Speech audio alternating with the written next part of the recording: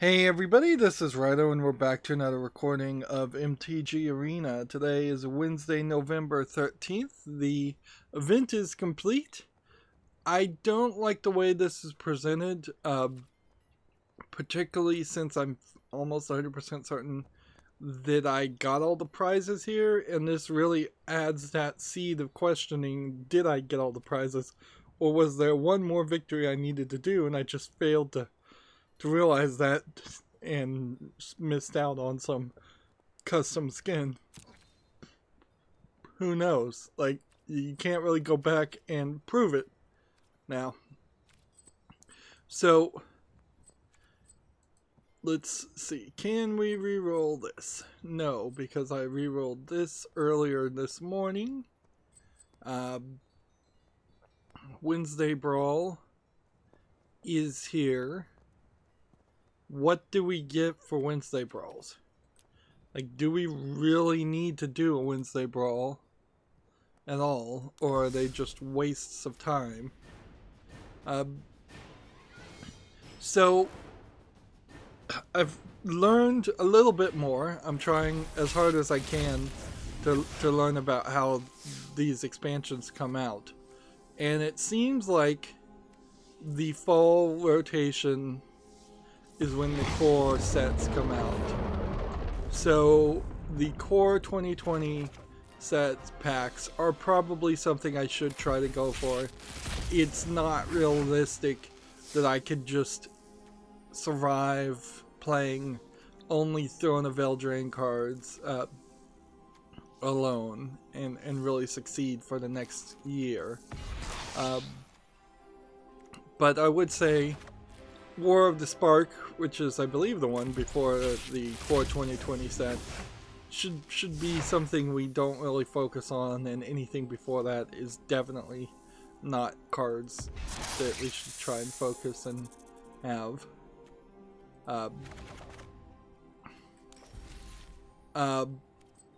We are making progress. I think we still probably have time to make it to at least 90, which is the minimum we would want to hit, or actually 100 is the minimum. And we've got some more mastery orbs. I got 2 at one time, so let's see, 1, 2, 3. This one doesn't have 3 in it.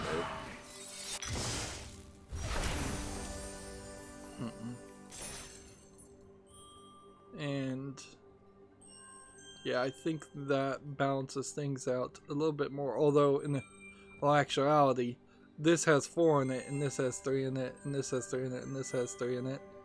But then also this is a bigger mess because of the way things are going to go. Let's put 1 here, and then see if we could work our way towards a cosmetic here, and then a cosmetic on the Royal Scions, because that's probably about the most impressive Planeswalker card in this whole set. I don't know if there's anything else you would be looking for more than the Royal Scions. So we may just play out of order and grab this early. Getting a full line probably doesn't do anything for us, although it would be really nice if it did. If it, say, gave us custom skins for all the other cards, that would be great. There also is, I think, something to be said about how Magic the Gathering and Paper Magic in particular is designed in such a way that that you, what would be the right way to put this? It's designed in such a way that the foil cards for commons and uncommons are still barely worth 50 cents, and money is a big factor in Magic, way more of a factor than it should be. So So if I was going to take this out, and then we could try a different commander. Let's see. So we could try this. I don't want to every Wednesday have to build a new deck, but in all actuality, I'm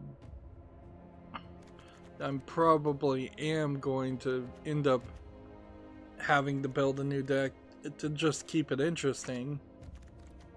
Let's see. We've got all kinds of things here. What we want are, let's get rid of that because that's no useful, and we can only have like one of those. Yeah, I think that was kind of the problem, is that when I built this deck before, I had so few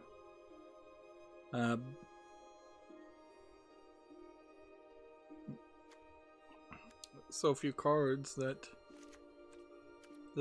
there wasn't even really any options. There was just, you've got to play these to even make sense.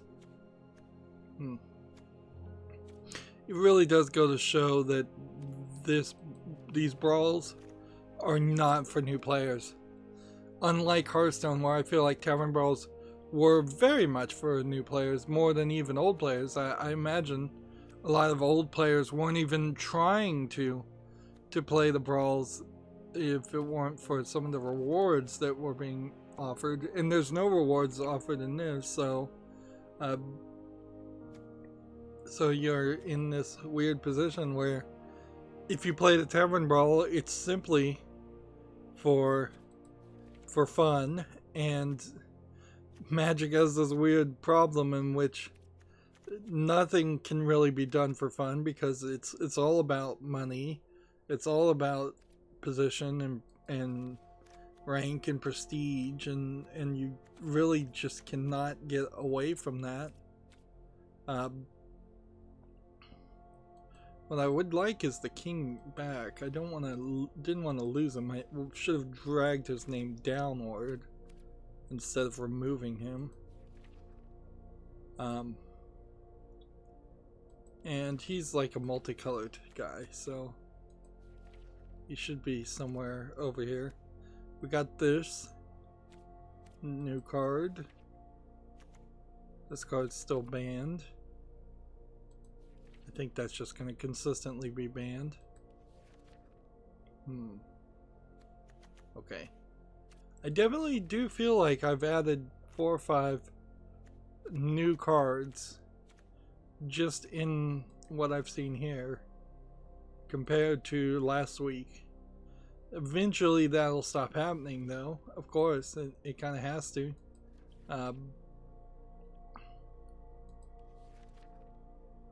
Like, I don't see how it couldn't. Maybe it's colorless.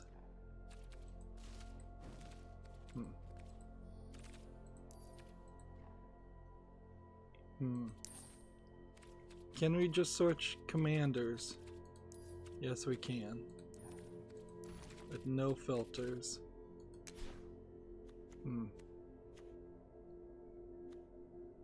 Where did the other guy go?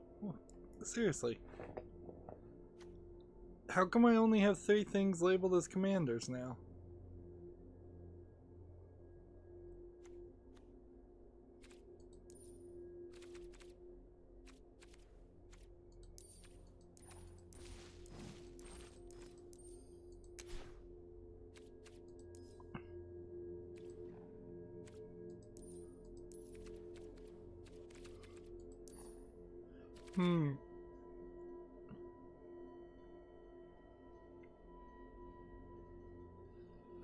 Yeah, I don't know what happened there. Whatever. We're gonna...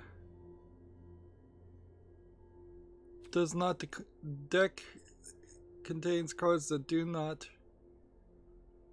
match the color identity of your commander. Would you like to save and exit anyways? Alright, which ones are not the color identity of my commander? White. So is it just saying that all of these cards here are invalid? Or is it just the blue-black ones and the red-blue ones? The ones that don't have white in them are invalid.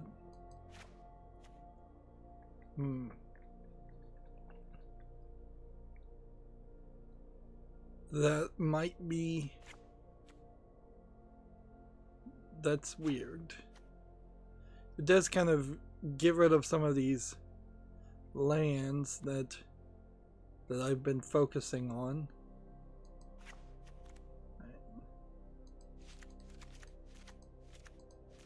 So is that a valid deck? Green, white, red, white, white, black, white, blue. So yeah, we can't have any even dual color cards,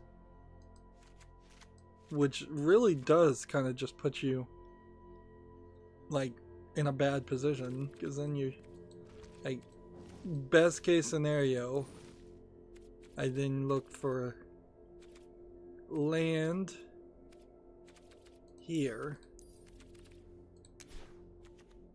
and then I can put in that card and that card, and both of them are already in there.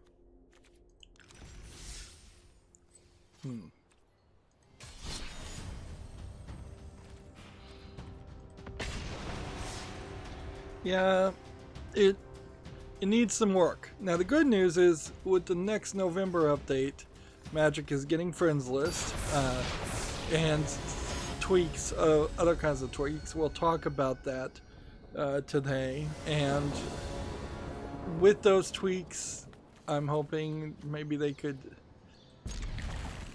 rethink some stuff. The problem here is, I know there's a lot of people, at least online, that are constantly yelling at Wizards of the Coast and Magic the Gathering people to change this, do this, do this. And they've introduced Pioneer, and I think everybody likes the idea of Pioneer, except for the people who think that it's replacing Modern, which very possibly is replacing Modern, which is a terrible name, because Modern hasn't been Modern, I think, for years. So that's a good idea, but then they don't bring Pioneer to Arena, so it's not in this digital game we're playing. So that's kind of useless for me. They can't pull a Hearthstone here, I don't think, and make an auto chess battler. Well, they could, but it would be crazy. It would be pick a collection of commanders like this and put it on the field, and then just have them autoplay. And actually, if Magic could figure out how to do something like that, that would be great, because that would be way quicker than a lot of Magic games. But in general, I prefer if you could just go into auto mode. Like, just say, here's the cards in my hand, here's the priority in which I want them to be played. Play them as soon as you can, and always attack if you can defeat the creature or deal damage. Like, it would take out a lot of what makes it a two-person game, certainly, but if I could just go into auto mode and win even a third of the time, that'd be great. Let's see. Let's see. So I'm going to put this on the field.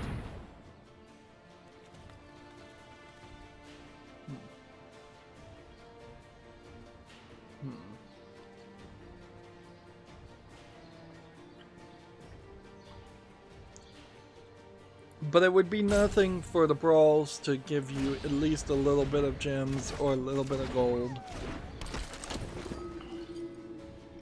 Anything at all that would help us along.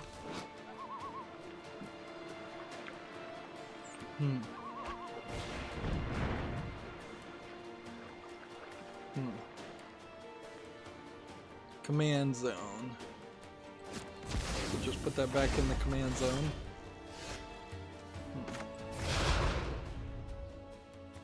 Oh, I can't pay. So now that's going to cost more. Alright, well.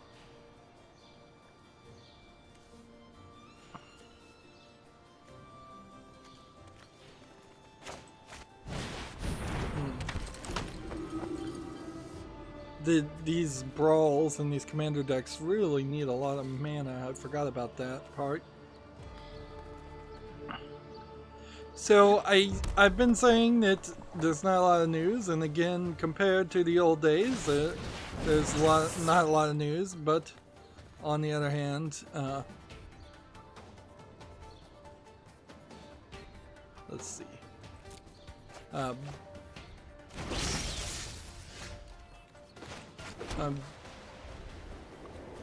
see.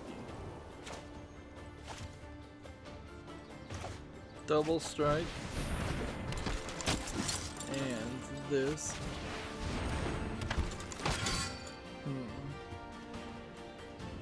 And then all attack.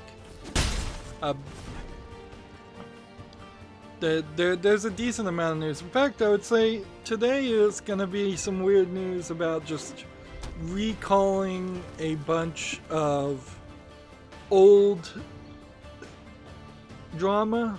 Like this seems to be the exact point when companies, November 13th seems to be the day that companies think that you've forgotten about their drama and that they're just going to push forward towards the Black Friday events and getting people to buy games for the Christmas season. Or holiday season in general. I suppose it would be best to describe it as the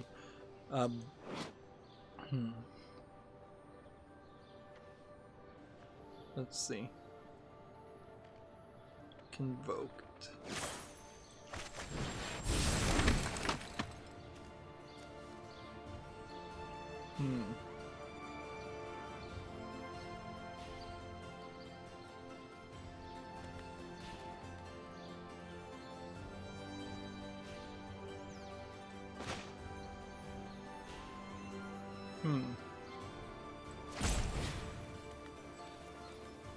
This is going to auto-pay all of those cards. And I think that's how it has to work.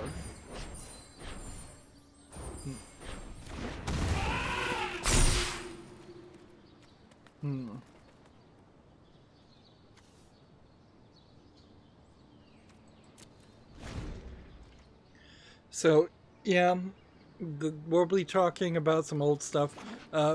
We'll have to... I'm going to have to make a decision whether I want to really promote or talk about the news. I think the way it really is going to boil down to is, for instance, there's an Overwatch thing. There's an Overwatch event going on promoting a new skin that is getting promoted. Should that really be promoted, or is this a case of those news sources really just kind of forgetting that things happened, or conveniently forgetting that things happened because they just want to keep talking about the same things over and over again?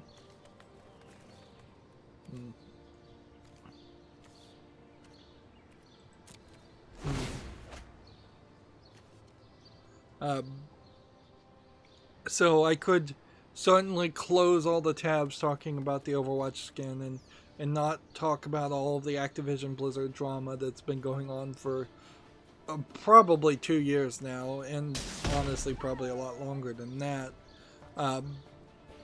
but at least in recent memory, 2 years of Activision Blizzard BS happening, the Hong Kong censorship being just part of that. But it probably is still important to report the news and just report all the news and make everything understandable and as concise as possible, but as detailed as possible also. So find that happy middle ground.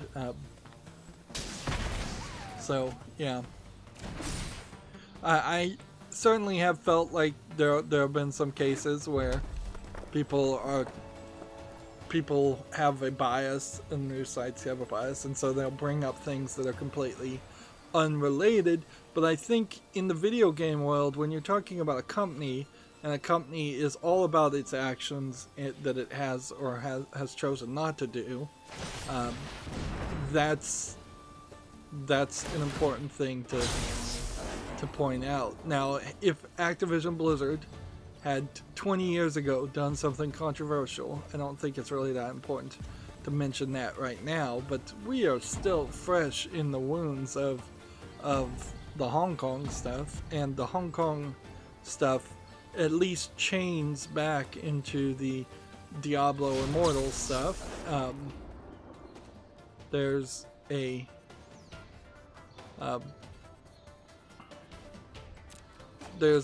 definite point. This guy's gonna draw cards and do more damage, I believe. Like, whenever you draw a card, deal 1 damage to any target.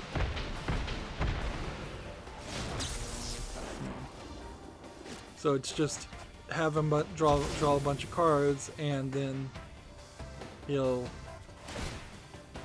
deal more damage. This is an interesting strategy. I don't know if this is going to do anything for him.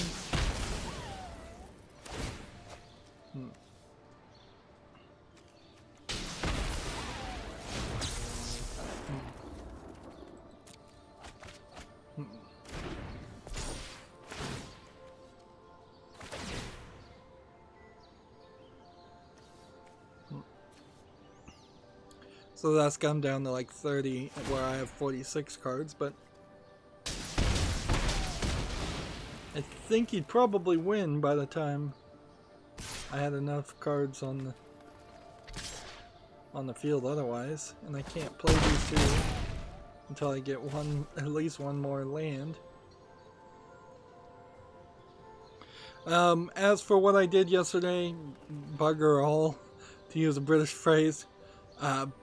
Had to get up early for an electrician to show up to install some wires for a video doorbell and closed circuit TV system I'm trying to have installed.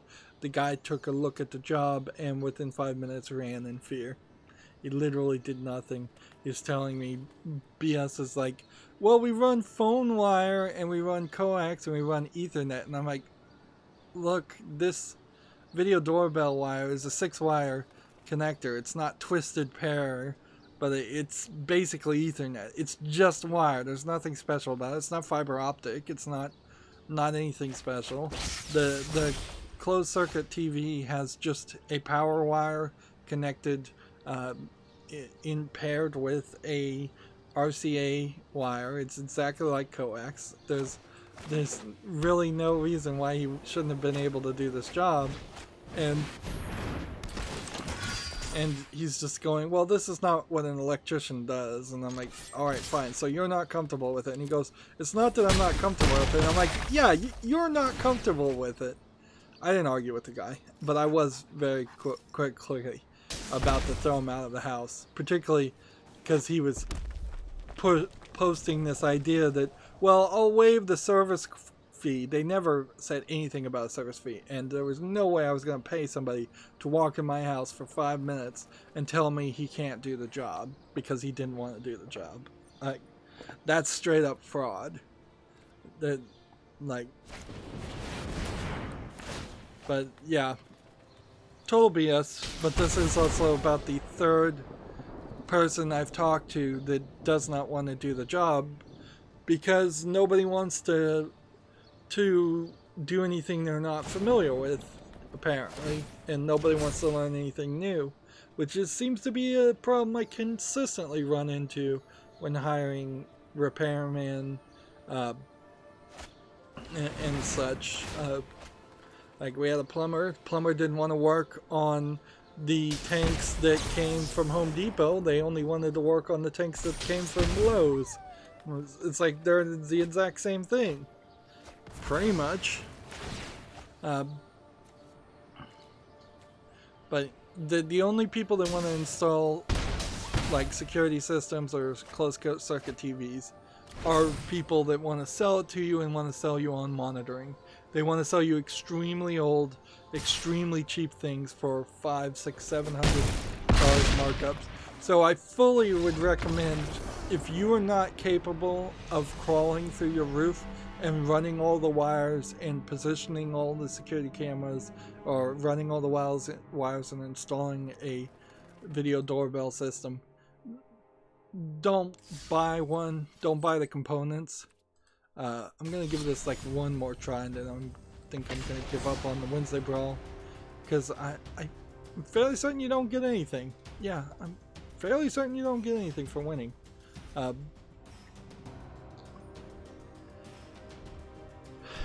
yeah, unless you're capable of crawling through the roof, which is the part I can't do. Like, I fell through a roof once, fell over a roof once, and I just am not willing to do that again.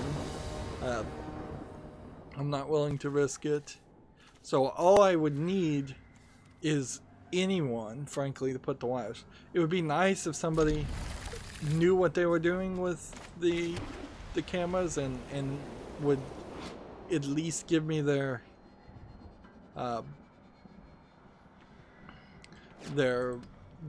feedback and thought about where cameras should be, but I don't absolutely need that. I can put the cameras in a slightly wrong place as long as there's a way to position them to point in at least some general direction.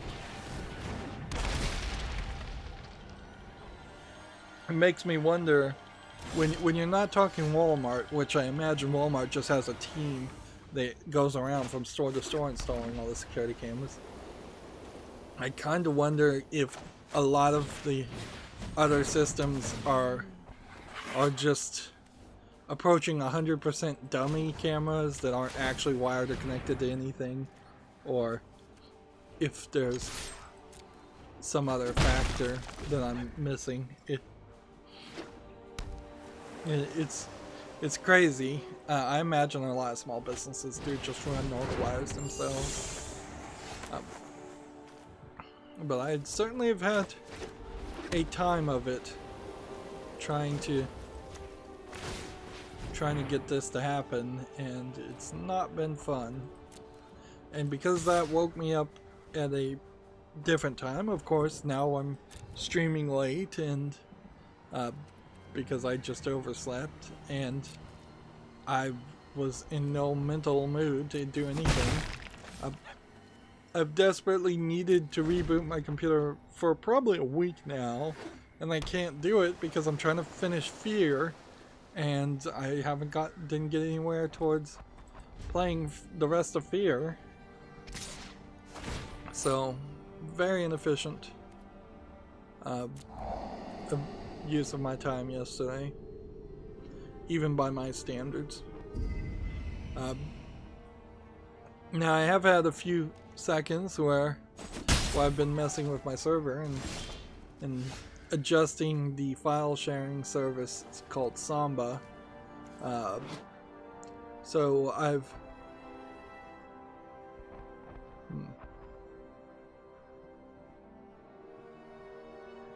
let's see.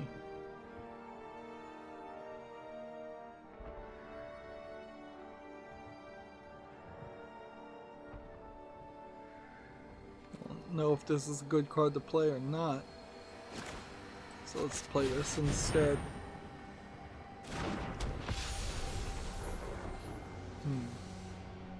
actually go ahead and just attack here now, because even if this defends, I still get health, and then that gives me more health.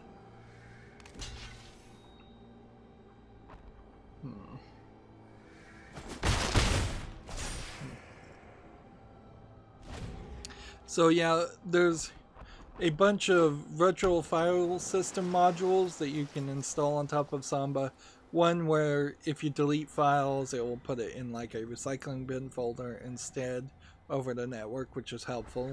One that lets me expose the ZFS file system snapshots as previous versions of the folders to Windows, so that someone could potentially go back and get an older version of their file if they change something.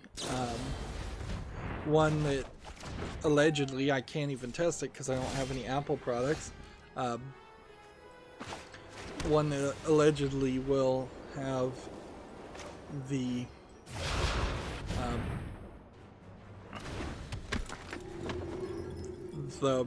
what is it? The Apple Net ATalk protocol work. So file sharing via Apple macOS products.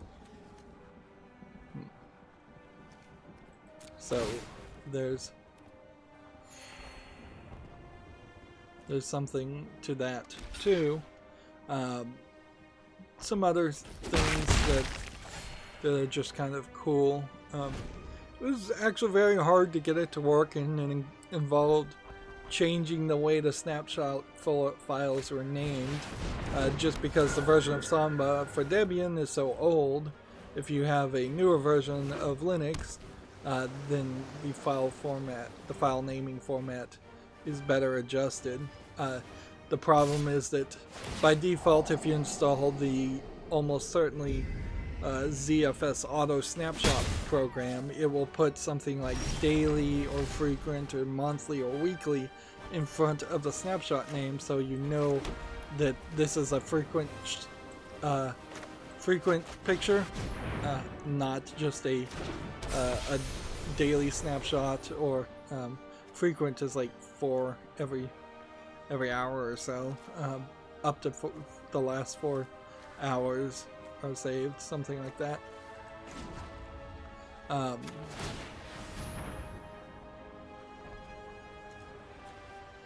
So with that labeling, it can't really figure it out, so you have to change that script, that code, so it doesn't put that label there. And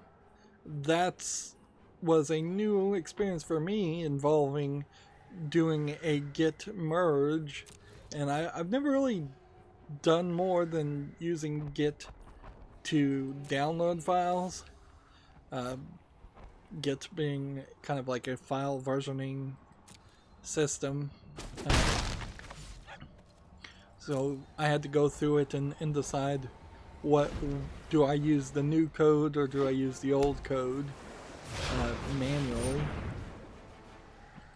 Which, if you didn't understand code, you'd never get anywhere with that. And even if you did understand code, there's a decent chance the wind calls and the waves answer. That there's a decent chance you wouldn't know what you're doing.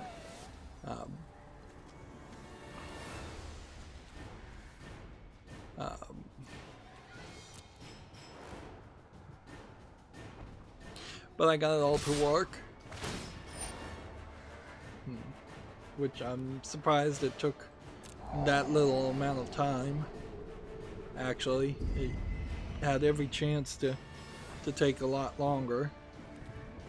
Then I also realized that my ebook software Calibre has a wonderful system in which you can just mark certain books to not be auto-identified as the wrong books, which would have been super useful to know a couple weeks ago.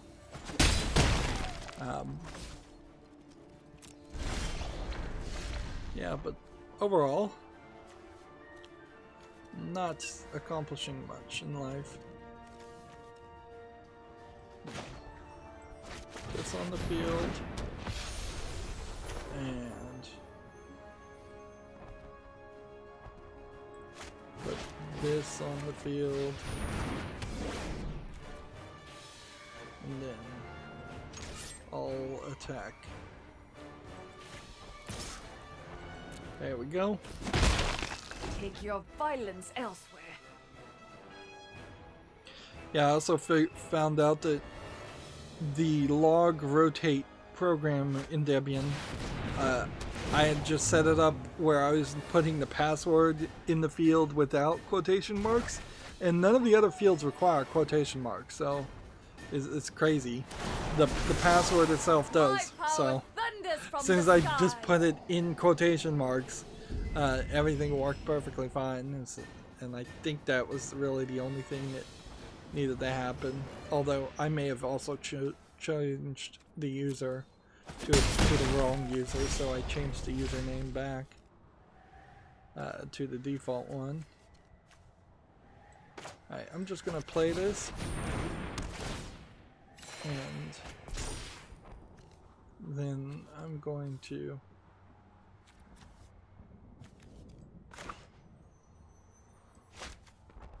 I guess play this. And I guess play this. Would have been nice if this wasn't here. Alright. -1.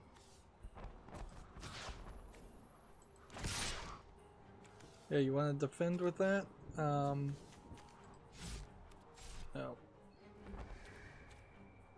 No attacks. So I've been doing a lot more just goofing around on my server than anything else. I still don't think I have the search and indexing working right, but it seems like it should be working. It just doesn't seem like it really does. Could just be the computer running it's pretty slow. And I looked in the system logs, and 2 of the hard drives I have set up are incredibly faulty. Like every few minutes they're throwing back errors, and yet somehow they're keeping up the ghost and working. So as long as they haven't completely failed and faulted, I'll keep them in there, and as soon as they completely fail and fault, then I will replace them and remove them, and be more than happy to frankly get rid of them. Let's see. Still notice this. At the beginning of your upkeep, if there are 5 colors among permanents you control, there or more card types among permanents you control, and are in your graveyard, and your life total is greater than or equal to the starting life total, you win the game. So if I could just get 5 different colors in what I control or otherwise, that would be great, but I don't think I can do that.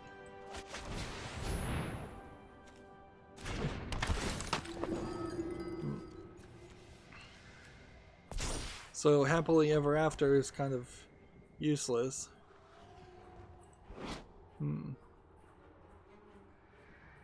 Now all it does is it gives you 5 health and draws a card.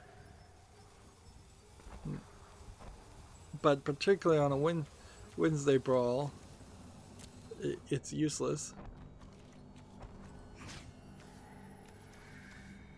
Just attack here, and do we have anything else we would want to attack with? I mean, we can attack here.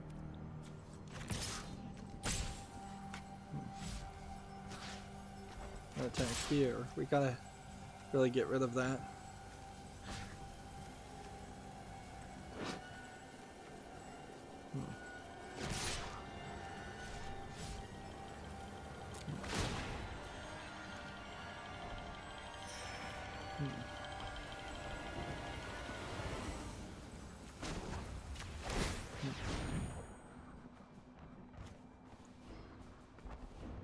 Hmm.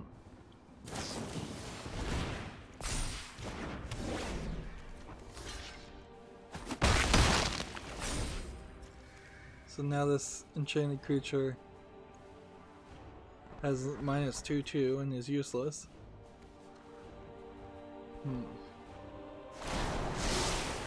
I find a And downfall. this one is.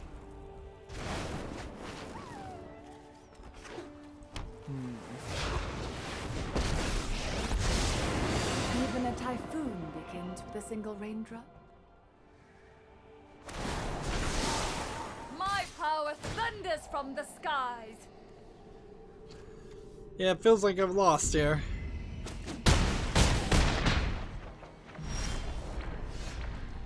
Let's see. Play this. And then do this. Do not defy the designs of an elder dragon.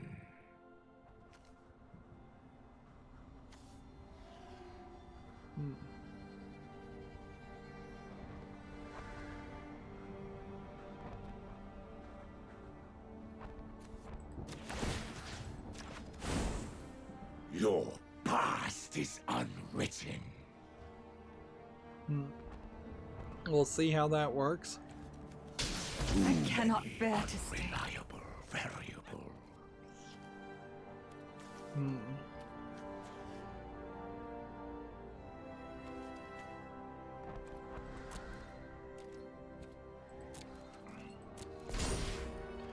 So let's start covering the news now, since I've been just rambling, kind of. Komatsu has a smartphone article here. Ni no Kuni Crossworld smartphone MMO RPG first footage. So, yeah, this looks very nicely animated when you think that it's just going to be a smartphone MMO RPG. That being said, I can't really see why I would want to play a MMORPG on a smartphone. I could see why maybe a newer generation of people that don't even have computers might want to play that. It just seems like you would have definitely a more limited experience than what you could have if you just even had, even compared to like a Google Netbook experience, you probably would have a bigger screen, better likelihood of better controls. Squeezing everything down to a smartphone screen could be really, really bad. I think I've lost here.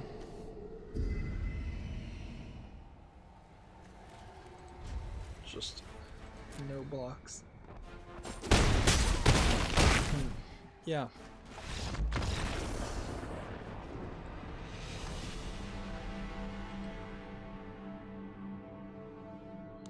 Alright. So let's see, what do we need to do? Black or blue? Which I kind of refuse right now to play any more black. I've just had so much of that. So instead, we'll play blue, I guess. Which is probably my worst deck. But let's try to learn a little bit more. See if we can improve it. Let's focus on getting the daily quest done. And maybe off screen I'll play the Tavern Brawl and see if I get a victory there, but I also wouldn't be surprised if I just let it go, because again, I don't think you get anything. I just don't think you get anything for any of that. This is a white-blue deck, so the good news is it's not just straight blue.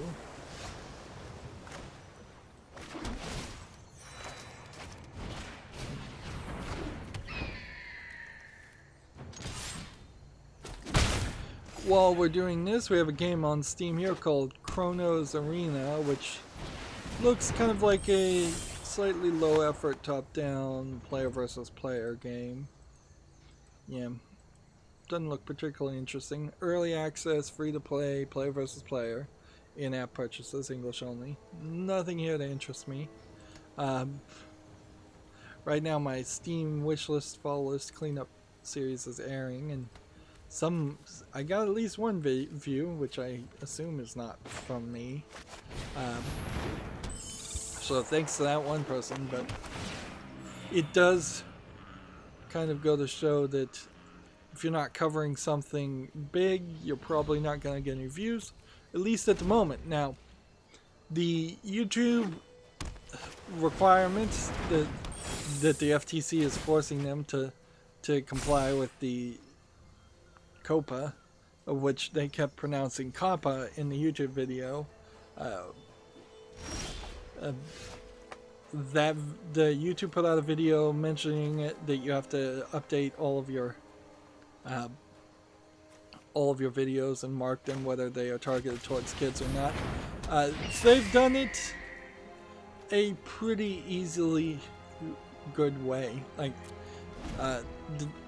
to their credit, all you have to do is go to your channel and say, are the vast majority of your videos targeted towards kids or not towards kids? If the vast majority of your videos are targeted towards kids, you click one box and then you click the other box, and then you save. Then if you want to manually review all of the videos going forward, you click the third button that says I want to manually review all the videos going forward. Now they're going to have some automated checking of this, but I would heavily suspect, since this is not something that YouTube spearheaded and they're being forced into complying here, I would heavily suspect that they don't bother to really automate or scan very hardly on any of that. So I imagine only the worst of the worst offenders, only people who are putting up the pregnant Elsa type videos. I imagine those are going to be the ones that get caught and get demonetized or marked as for kids. Whereas if you're slightly off, they didn't even have any penalties at the moment to mention.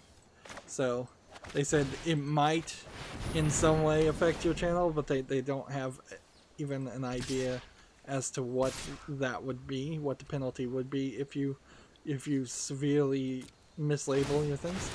On the other hand, I have seen that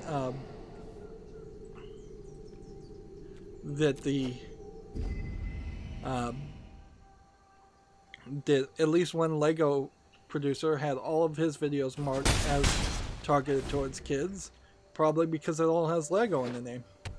So I very easily, and we'll just have to wait and see if YouTube disagrees with me for some reason, marked all of my things as not targeted towards children, children being in this instance under 13, 13 and under. I'm not sure, is it under 13 or 13 and under? It doesn't matter. None of my videos are targeted to that. Even the Lego games that I play are purchasing advice for adults who might think about buying the games for a kid. They are not purchasing or advertisement for the kids. And I think anybody that would actually watch my videos would see that's pretty obvious, because I go on and ramble and I talk at a very high level and critical level of the games, not just doing like pee pee poo poo jokes. If anything, the argument will come down to who are PewDiePie's real friends. Are they really 9-year-olds, or are they a bunch of edgy 16-year-olds, 20-year-olds, 22-year-olds, 35-year-olds? I think if you looked at your like actual market, the actual demographics of my channel or PewDiePie's channel, that would be a big breakdown there too, as far as who you would consider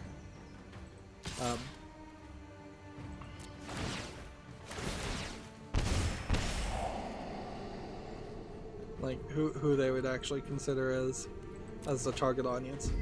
So yeah, I just marked all of my videos as not targeted towards kids, with the exception.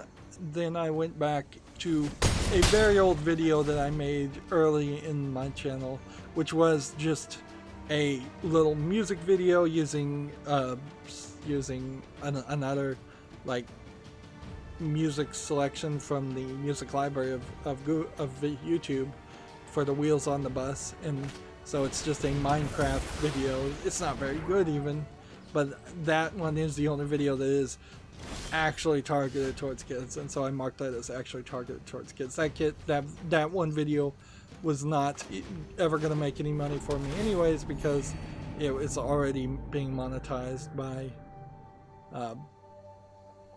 it was already monetized by the music holders. So that's no big loss. Of course, like me playing The Witcher 3, me playing Honey Pop, clearly not things that you could say are targeted towards kids. So unless YouTube just went crazy and said all video game channels are targeted towards kids, which would be BS, then I think we're all going to be fine. The problem will probably fall on channels that are dead more than anything. People that don't bother to do the simple thing. They've made it so simple. It's so un-YouTube-like to be able to just go to your channel page and click a button that says almost all my stuff should be marked for kids. All of my stuff should be marked not for kids. It's pretty easy. And I doubt the FTC is going to go on a case-by-case basis and come back and say, actually, this channel is this, or this channel is marked wrong.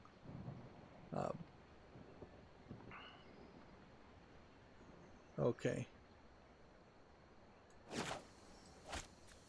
Tap target creature. Start with that. Tap that.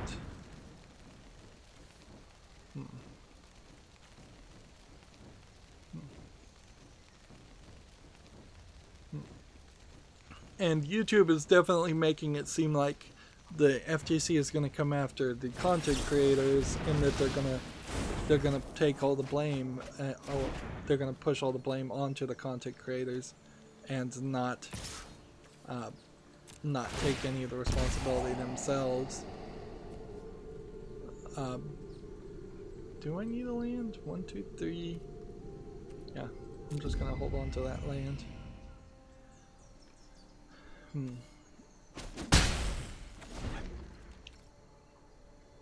So it would be a test, certainly, to see if that's actually what happened.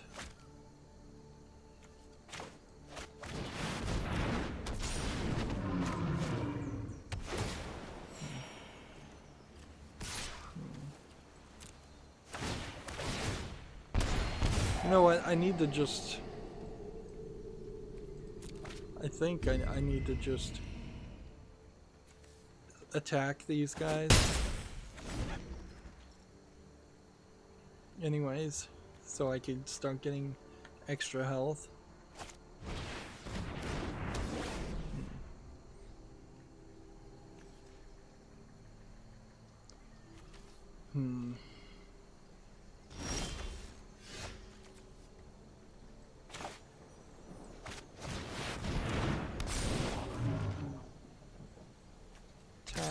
Attack.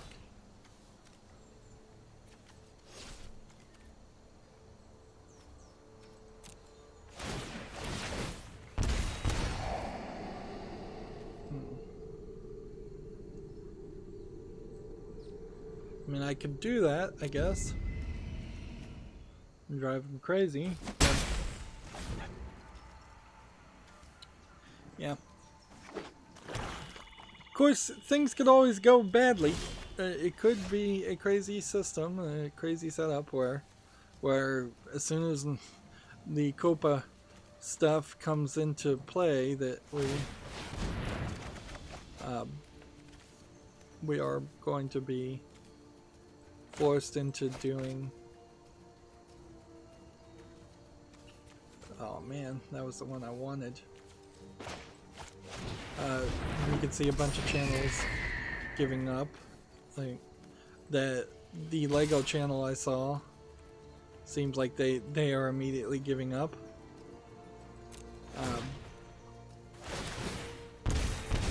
But you're also going to see a lot of people just use this as an excuse to demand money, which is I think what the Lego channel really was doing, is just like, I need more people to support my Patreon or I'm not going to make content anymore. And frankly, that's true for all content creators at this point, is that we all need more money because we're all making less money, or in my case, I'm making no money. And YouTube has just become worse and worse a platform, and there's not been any real competition. And I don't think this Copa thing really does in any way fall under something where we can just blame the government on it. I think this is kind of a clear example of YouTube not doing what it was supposed to do, and knowing it wasn't doing what it was supposed to do the whole time.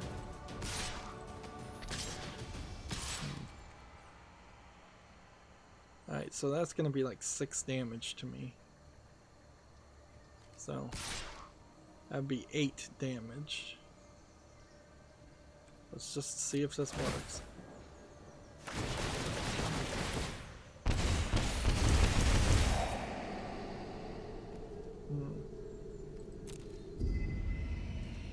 Like, yeah, I think had YouTube bothered to implement these kinds of systems earlier, we wouldn't be having these problems now. I can't win. I can't win. There's nothing I can do.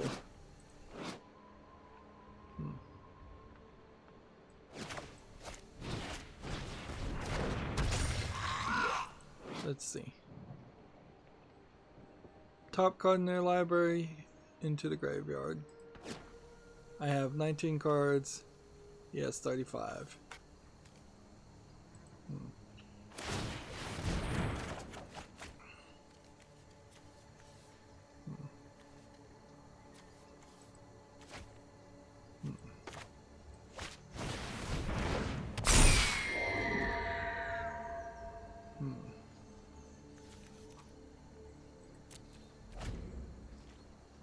I would need one thing that could do 10 damage.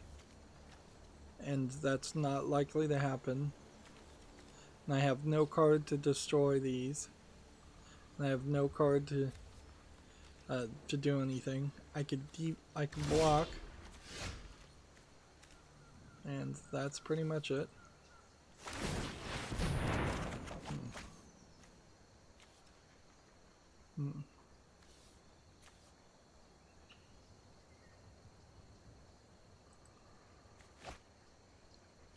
See.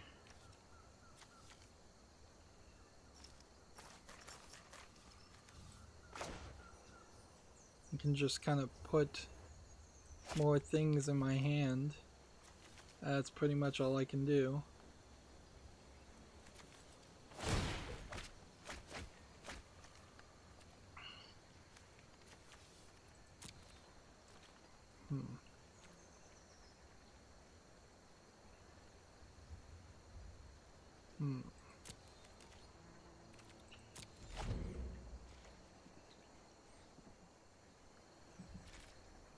Next game we have on Steam is called Gates to Terra 2. Looks like it's a top-down strategic placement tower defense kind of game.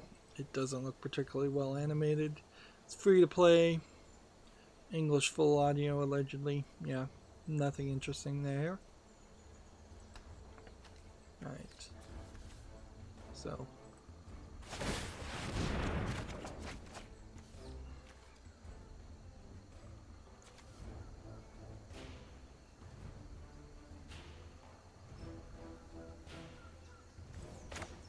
There you go. Darn it. Forgot I was discarding.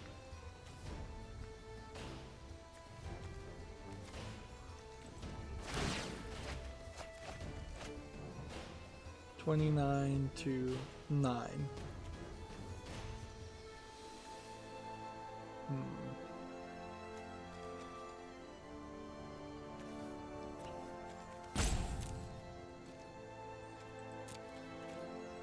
Even if I could play these two, that would only get him 8 cards less. Meanwhile, I'm desperately trying to draw more cards.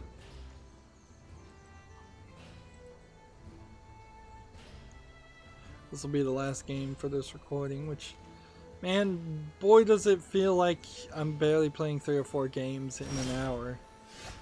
This was my fear. Certainly that it would turn into a scenario where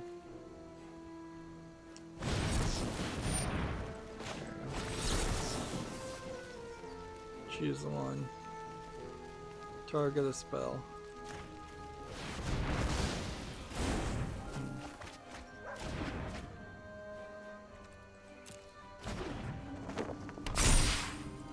There we go.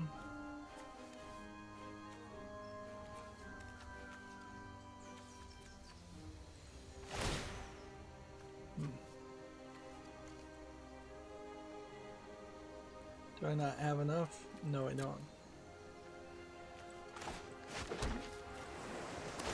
Can I play it out now?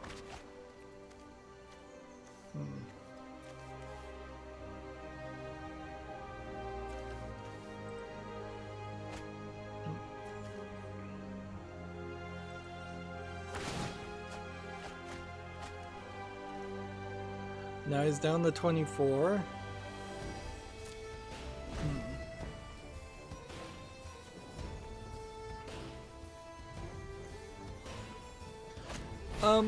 These would pay for themselves back if I attacked with this one turn. So I could, in theory, attack if I can ensure that I hit this on the head, which is a big thing.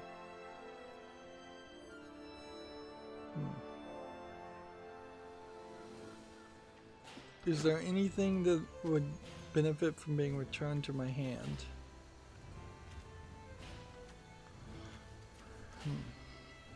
I mean, I could return that to my hand.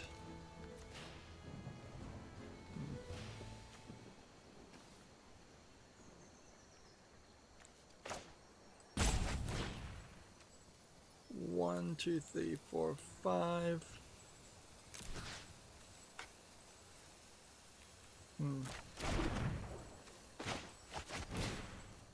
1, 2, 3, 4, 5, 6. Auto pay.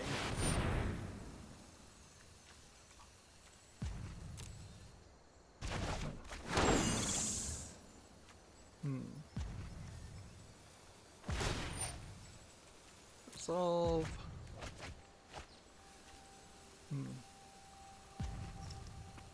And do I want to play this? I guess next.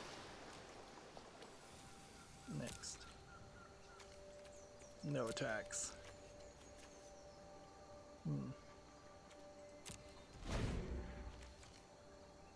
Did he put something new on the field?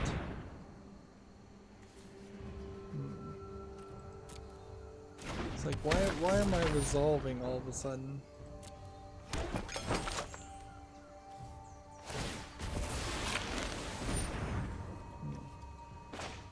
Because I can't do this.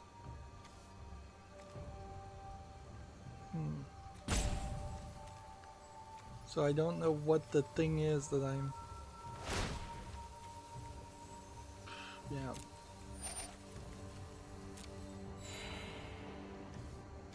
He just got more health. Is there something I can do out of my graveyard? What is the thing? It's like...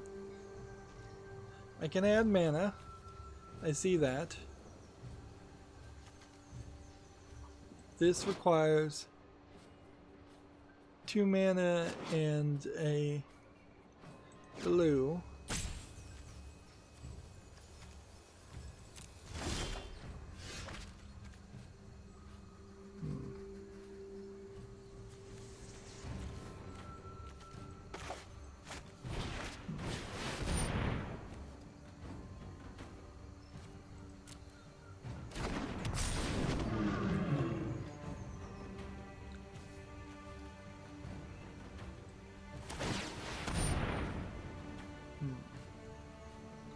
I just lost.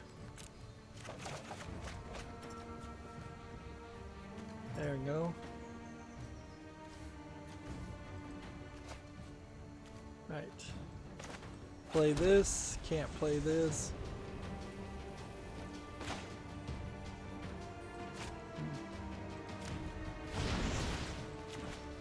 Play this. Resolve.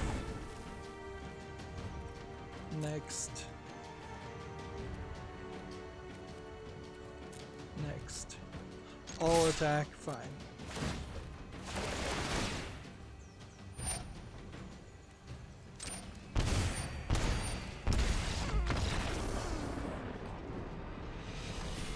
Yeah.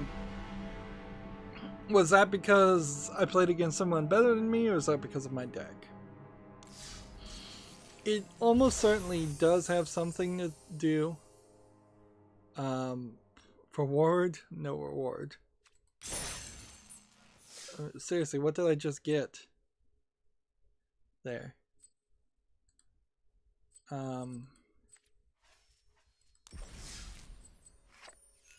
Orb Master. Why did it show me a reward?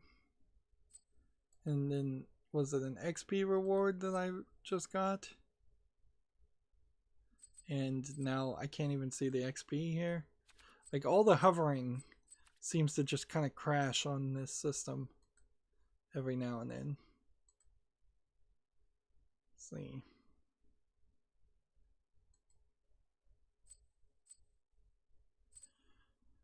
Yeah, this system sucks. They definitely need some updates. And you can't even figure out how much XP you have because all the hovering decides to not work.